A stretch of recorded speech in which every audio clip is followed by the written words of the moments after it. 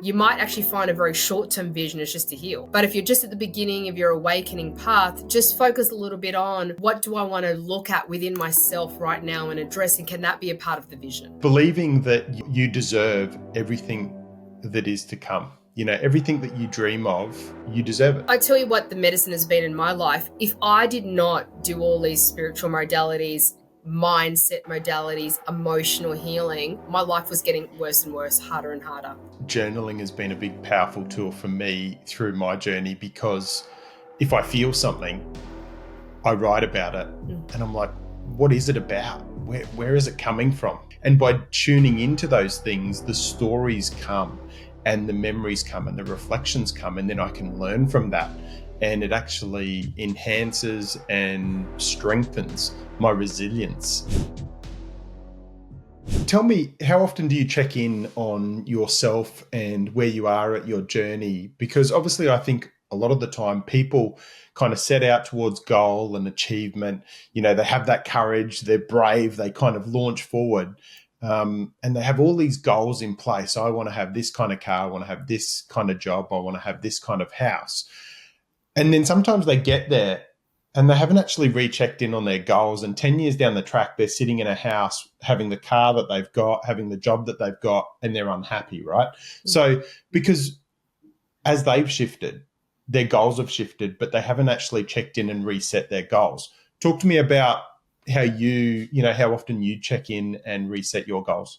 I've reset them very frequently. So it's like a practice and a conversation in my house and in my marriage. So my husband and I often talk about, where are we going? Like, what's the big vision? What kind of life do we want? And it's not always about the house. It's like, what's a beautiful weekend look like with kids? What does our marriage look like in a romantic way? What do your adventures look like? My husband likes running ultra marathons and going off into the wilderness for days. I love doing retreats. So we talk about our dreams, and I think if you keep on speaking it often enough, it speaks it into existence. I have a visioning board. I don't do vision boards in January. I do them every month. Every few weeks, I check in and go, is that my bigger vision? I do it in PowerPoint. I have photos. I add slides out of the new things I'm trying to create. I have decks for about collaborations, who I want to collaborate with, who I want to meet, companies I want to work with. I believe visioning is such an important part of creation exercise. If we don't have a vision, we don't have clarity, and we're a bit aimless. Now, if you're in the middle of a dark night, creating a vision can be quite challenging. That's not the time to quite create your vision. You're still in the healing stage.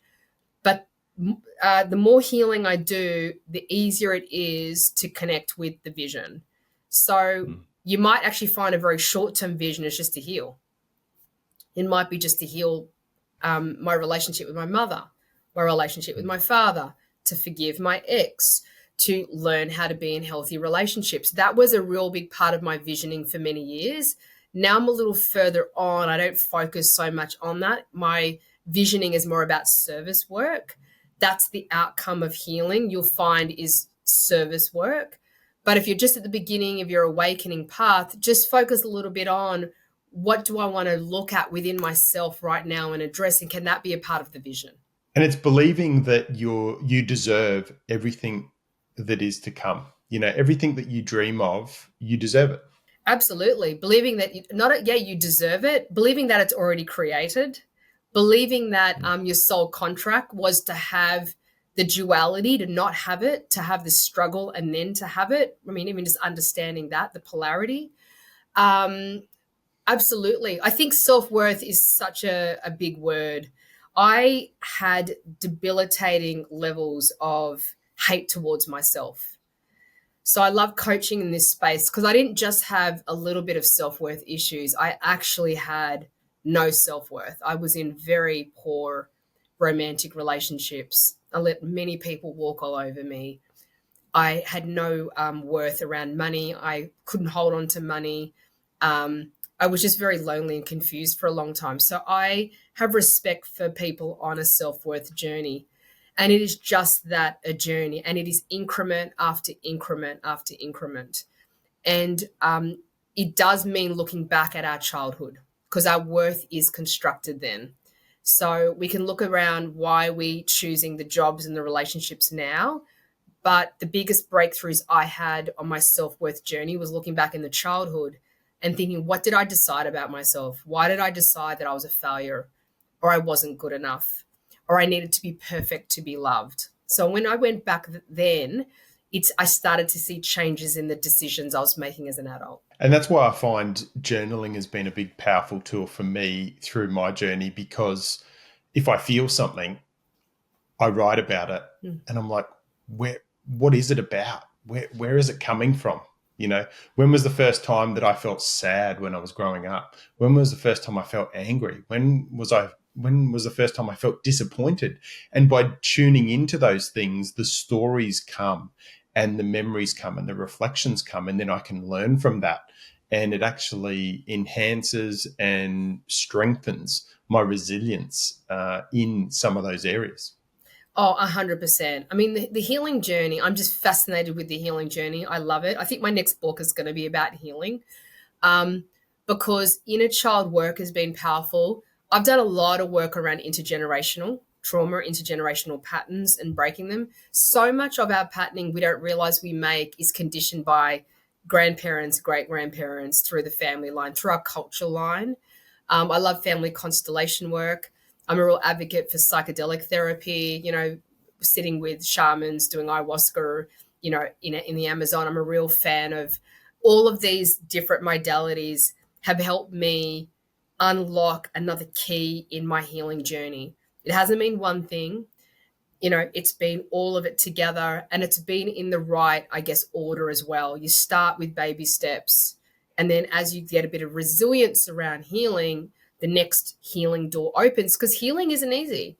Healing means having an honest look at our life and what has happened, and also taking responsibility that while a bad thing happened in our childhood, that we made a story up about ourselves. So while we can't change the bad thing, we can change the fact that we made the story. And if we made the story, we are responsible for changing that story.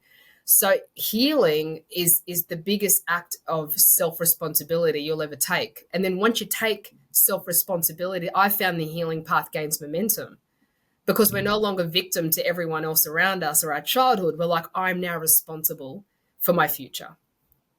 Sheila, I know you're very intuitive, and I'm sitting here. Obviously, I've been going through the notes. We've had a great conversation, but I just feel there's something that you want to share with the listeners that may not be on my notes. What calls you right now? I think I just want to share that whatever dream you have, or whatever the thing is you want to do, can I invite you to think, what kind of brave version of you needs to show up today to take an action to move your life towards that? Can you not have a day that's the same as the day before? And can today be the first day where you do something different? And this isn't about leaving a relationship or writing that resignation letter to your boss.